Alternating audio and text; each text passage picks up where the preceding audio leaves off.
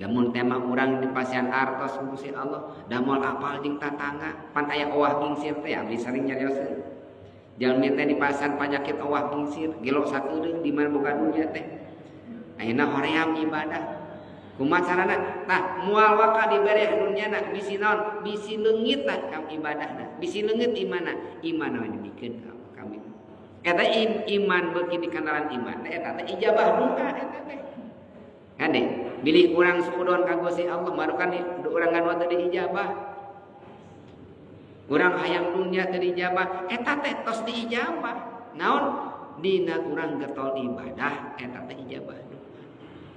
Punten punya eta ulah suudon we ka Gusti Allah teh Gusti iraha diijabahna urang da geus diijabah kami mah. Urang dibere sehat. Ijabah doa eta teh.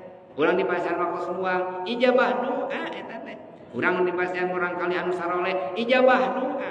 Sok mun teh mah ibu gaduh motor, gaduh mobil, gaduh harta seur tapi budak urang teu saleh kumaha? Kiamat. Murah kali soleh alhamdulillah ijabah doa. Jadi di tempat anu sanes kumaha kangen gersani Gusti Allah.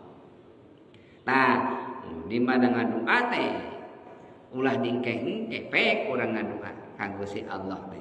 At-taswib di doa. Ngangkengkeun doa. Jalmi antara ngadoa eta teh jalmi sombong gitu.